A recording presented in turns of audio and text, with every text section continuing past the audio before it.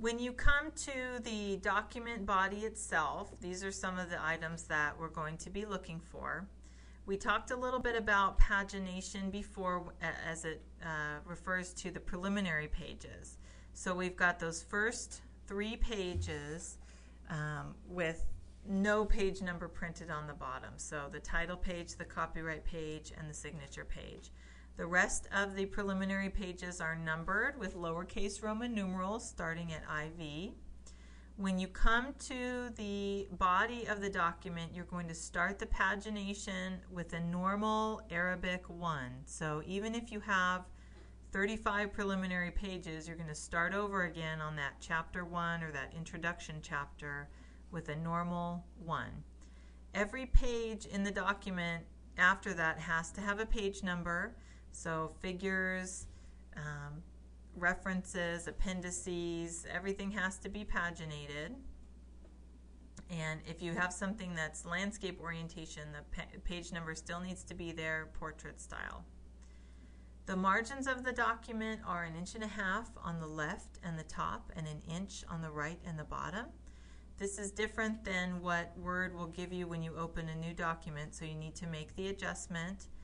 The reasons for this, the 1.5 inches on the left are that's the binding edge. So any documents that are bound need to have that extra space, and our publisher also requires the 1.5 inches on the left and the top.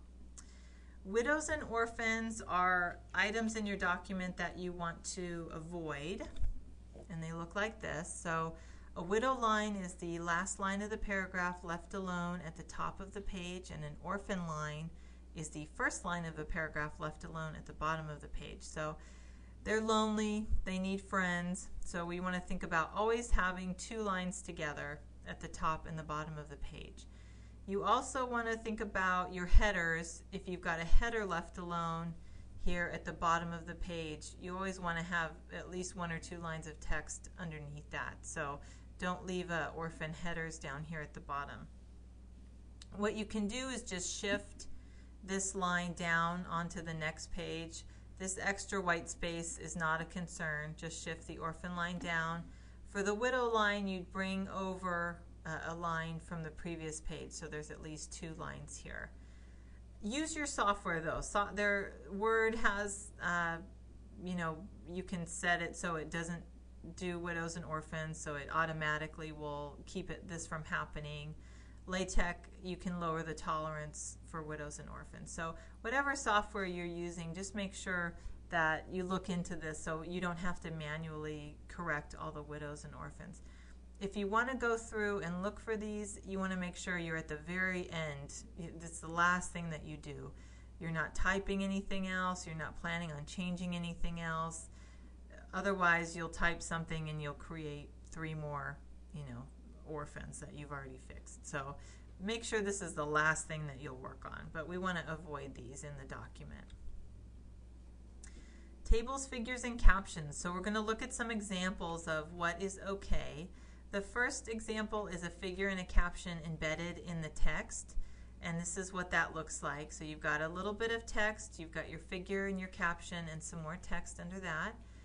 This one has good separation between the caption and the text, so you want to have more than a double space here so the reader isn't confusing it as part of the text itself. Another way to do figures and captions are their own page. So if you've got a large figure that's not going to fit within the text of the document, you can include it like this on its own page with its caption. This can be, sort of distributed throughout the chapter. These can be grouped together at the end of the chapter or grouped together at the end of the document.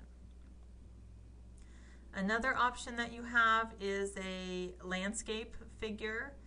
So if you have a table like this one that would not fit portrait style, you can shift it to landscape. What you want to think about if you do landscape is the page number. It's going to have to be portrait style. So Word automatically will put it over here on a landscape page, so you need to adjust it down here. There's ways to do that. We'll talk about it a little later on with the helpful hints, but you need to do it within the PDF that you're going to be submitting. So it needs to all happen within the document. So if you're going to use landscape, this is one thing to consider when you're doing that. The last option that we have is a facing page caption. So if you have a caption and a figure that are just too large to fit on the same page, you can do facing page.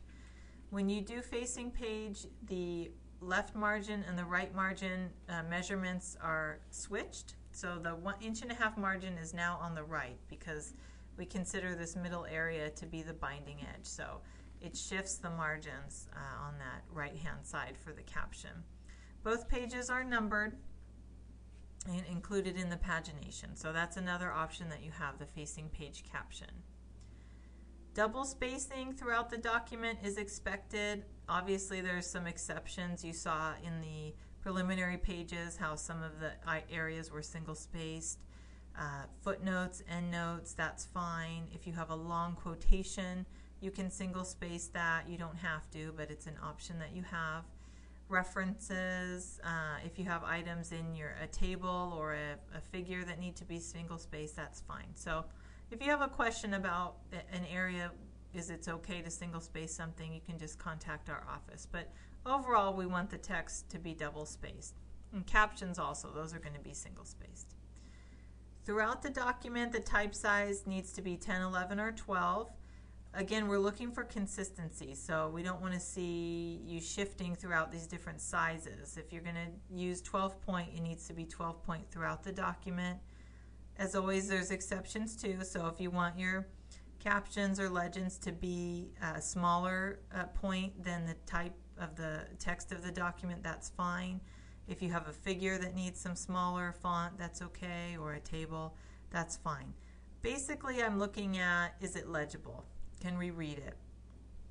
The publisher is going to be reducing the documents by 25% for the microfilming. So when I'm looking at small font, we're just thinking about when this is reduced, is it still legible? Is someone still going to be able to determine what this is?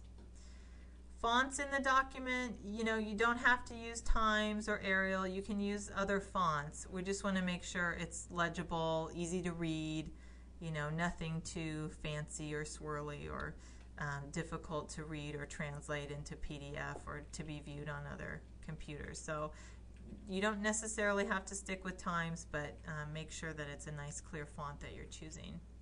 Use of color in the dissertation is fine. You don't have to be concerned about that. When the PDF that you use and submit, the color is going to stay with that. So you want to think, the microfilming won't include the color, so you do want to think about, in your caption, including information that describes the figure in some way that's not exclusively, needing the color to be there. So if someone's viewing it in black and white, are they still going to be able to get what's going on? Does the caption include description that works for black and white as well? So, but color's fine to use in the document.